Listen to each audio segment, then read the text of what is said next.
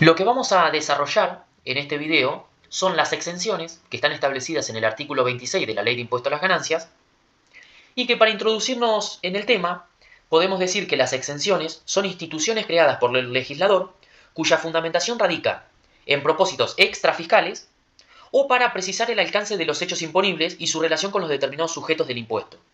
Que habíamos visto que los sujetos del impuesto son el sujeto activo, que es el Estado, luego el sujeto pasivo del impuesto, que es el contribuyente, y luego el sujeto pasivo de la obligación tributaria, que es quien está obligado al pago, que puede ser o no el contribuyente.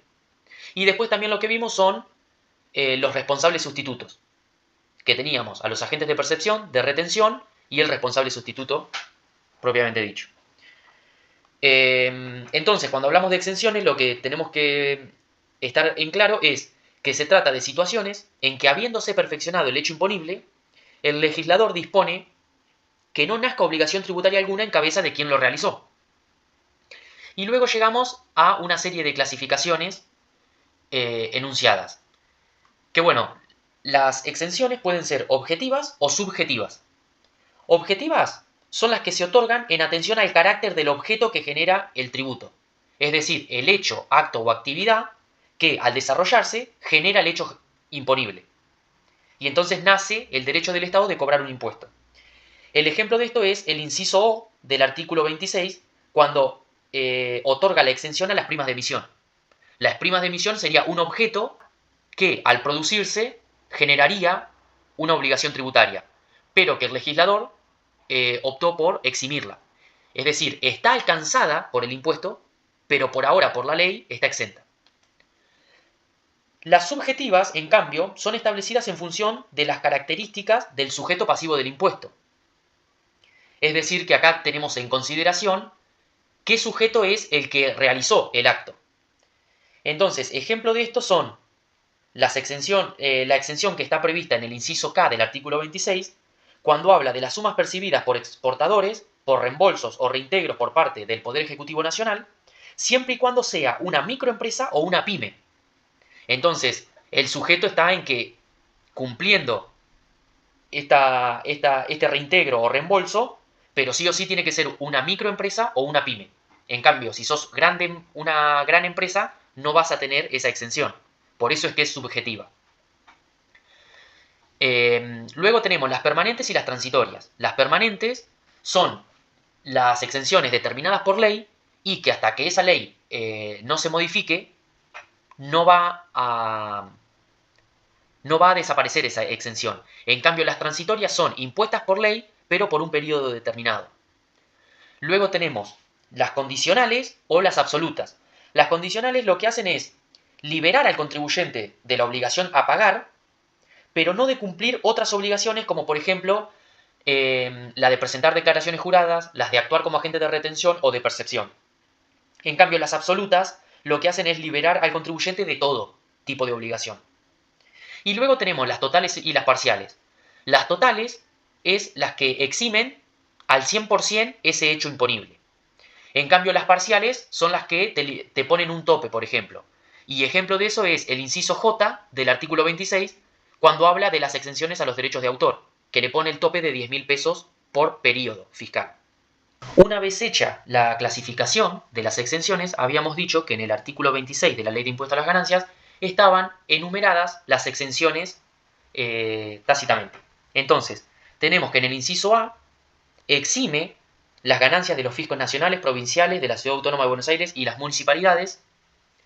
En el inciso B establece que si otro texto legal, mientras que sea nacional, dispone que ingresos obtenidos por una determinada entidad están exentas del impuesto, tal beneficio resultará de aplicación. En el inciso C habla de las remuneraciones a los funcionarios diplomáticos y consulares. Entonces van a estar exentas las remuneraciones percibidas en el desempeño de sus funciones por los diplomáticos, agentes consulares y demás representantes oficiales de países extranjeros, y también las ganancias derivadas de los edificios de propiedad de países extranjeros destinados a oficinas o casa habitación de sus representantes. Siempre y cuando la exención opere bajo la condición de reciprocidad. Es decir, nosotros acá en Argentina los eximimos si eximen a nuestros representantes oficiales en su país. En el inciso D habla de las utilidades de las cooperativas. En el inciso E habla de las ganancias de instituciones religiosas, que van a estar exentas también. En el inciso F habla de las ganancias de entidades de bien público, también van a estar exentas. Y acá llegamos al inciso G, donde habla de las ganancias de entidades mutualistas, que acá hay una particularidad y que la vamos a explicar. Entonces, en el inciso G del artículo 26, la ley exime del impuesto a las ganancias de las entidades mutualistas y también a los beneficios que ésta proporciona a sus asociados. Entonces, la norma en este inciso establece, por un lado, una exención de carácter subjetivo, dado que exime del impuesto a las ganancias obtenidas por entidades mutualistas. Y por otro lado, como carácter objetivo, exime a los beneficios que estas entidades mutualistas otorguen a sus asociados. Es decir, que estos beneficiarios no deberán incorporar en su liquidación del impuesto en cuestión los beneficios obtenidos de parte de la mutual. En el inciso H tenemos los intereses originados en depósitos en entidades financieras. Entonces, el inciso H exime a los depósitos que estén en caja de ahorro, en cuentas especiales de ahorro o plazos fijos en moneda nacional. Entonces, el alcance de esta dispensa hay que estudiarlo en dos partes. En la primera parte es la referida a los intereses en depósitos efectuados en entidades financieras, que van a ser los plazos fijos en moneda nacional, las cajas de ahorro, etcétera, que no van a estar alcanzados mientras sean moneda nacional. Y la segunda parte serían los intereses en plazo fijo en moneda extranjera o de fuente extranjera. Estos van a tributar a la escala progresiva del artículo 94 de la ley. Entonces, por un lado vamos a tener los plazos fijos con y sin cláusula de ajuste mientras sea moneda nacional, van a estar exentas. En cambio, los plazos fijos en moneda extranjera están grabados. Luego, en el inciso I, exime por un lado los intereses reconocidos en sede judicial o administrativa como accesorio al crédito laboral. Y por otra parte también exime a las indemnizaciones por antigüedad en caso de despido y a las que reciban en forma de capital o renta por causas de muerte e incapacidad producida por accidente o enfermedad. En el inciso J del artículo 26 exime del impuesto hasta la suma de 10.000 pesos por periodo fiscal a las ganancias provenientes de la explotación de derechos de autor. Luego, en el inciso K, exime las sumas percibidas por exportadores como reintegros o reembolsos por parte del Poder Ejecutivo Nacional, mientras que el sujeto sea una micro, pequeña o mediana empresa. Luego tenemos las ganancias de asociaciones deportivas o de cultura física, que van a estar exentas por el inciso L, mientras no persigan fines de lucro, no exploten o autoricen juegos de azar y sus actividades de mero carácter social no prevalezcan sobre las deportivas. Luego, en el inciso N del artículo 26, exime al valor locativo de la casa habitación siempre que esté ocupada por el propietario con fin de destinarla a vivienda permanente. Los valores locativos alcanzados por el impuesto a las ganancias son aquellos correspondientes a los inmuebles ocupados por sus propietarios para recreo, veraneo o fines semejantes, por artículo 44, inciso F de la ley, o los cedidos gratuitamente o a un precio no determinado por el artículo 44, inciso G de la ley. El inciso N del artículo 26 también exime las ganancias derivadas por la enajenación o transferencia de la casa habitación. Y hay que aclarar que el artículo 83 del decreto reglamentario define como inmueble afectado a casa habitación aquel con destino a vivienda única, familiar y de ocupación permanente del contribuyente. Luego, en el inciso O del artículo 26 se eximen a las primas de emisión de acciones las sumas obtenidas por las sociedades de responsabilidad limitada en comandita simple o en comandita por acciones en la parte correspondiente al capital comanditado, con motivo de la suscripción o integración de cuotas o de participaciones sociales por importes superiores al valor nominal. Justamente la prima de emisión es lo que una persona paga por encima del valor nominal por comprar una acción, por suscribir una acción. Luego tenemos en el inciso P que se eximen del impuesto a las ganancias a las instituciones internacionales sin fines de lucro con personería jurídica y sede central establecida en la República Argentina. El inciso Q exime a los intereses de préstamos de fomento, siempre y cuando sean otorgados por organismos internacionales o instituciones oficiales extranjeras. ¿Qué se entiende por préstamo de fomento? Bueno, tiene que cumplir 5 requisitos.